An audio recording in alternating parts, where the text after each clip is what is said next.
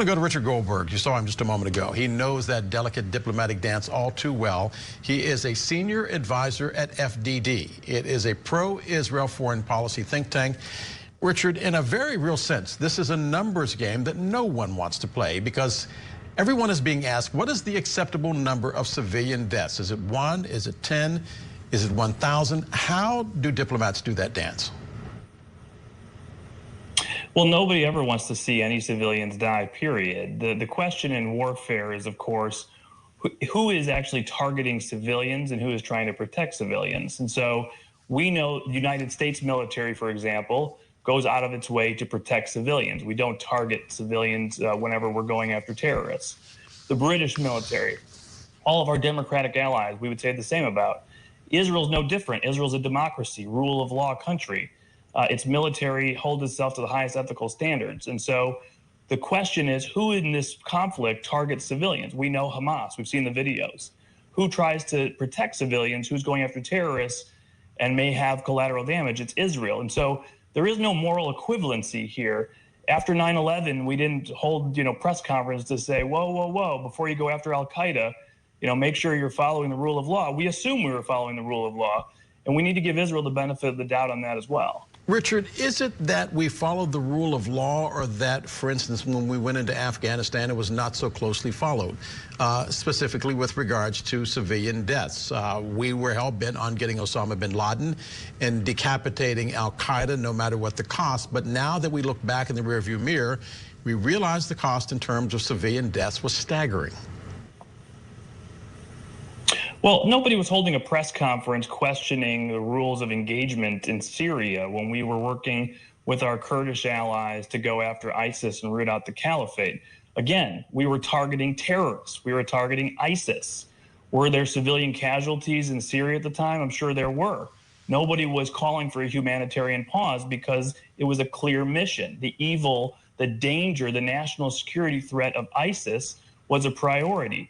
Here, too, we've seen the face of evil again. Hamas, worse than ISIS, barbarism we haven't seen since the Middle Ages. And Israel is trying to root out that terrorism threat. And of course, it's Hamas that commits war crime after war crime, because as we know, they embed themselves in civilian populations. And it's a very difficult job to go through those areas and try to make sure you're targeting terrorists and not civilians. Richard, is there ever a way to go after a terrorist infrastructure in the middle of a refugee camp without claiming lives in unacceptable numbers? You really have to know the facts on the ground, and it's difficult for everybody watching in a clip in camp. Refugee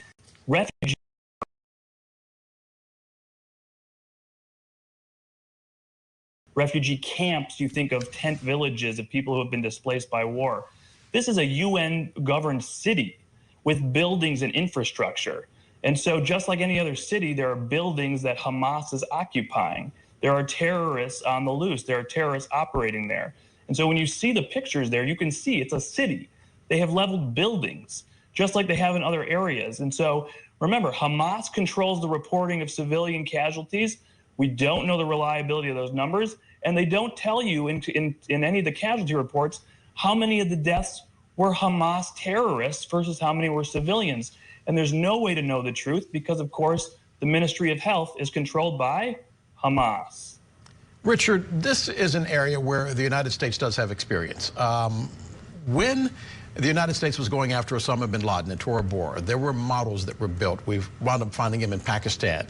And the United States went to great lengths to protect even members of his own family. Is that possible in war? Well, I think what we know is that Israel did take its time here. The United States provided some special operations support. We have a 3-star general on the ground providing advice, somebody who worked on the Mosul campaign in northern Iraq, defeating ISIS.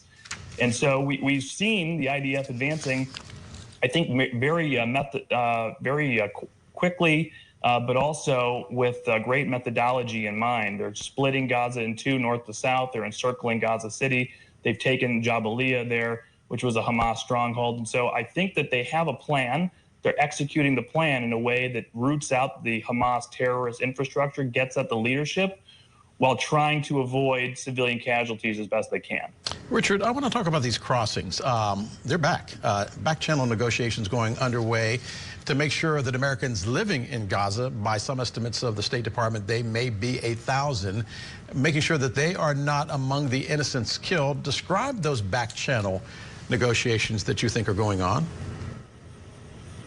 Yeah, this was taking a long time. Two problems here. One, of course, Hamas is stopping people from leaving. We heard that from the president. We heard that from the National Security Advisor. This continues to be a problem.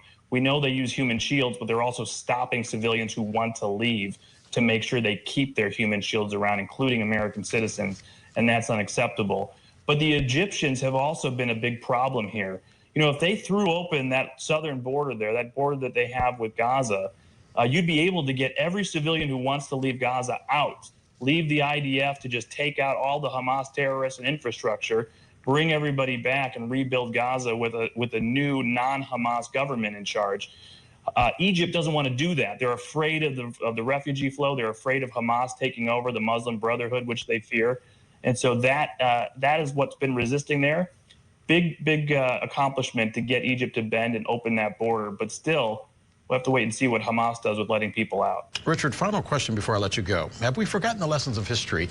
And specifically, I'm thinking about Nuremberg and the trial of Nazis for war crimes in World War II. Should there be the beginning of a dialogue in the Arab world about trying members of Hamas for the atrocities that they committed?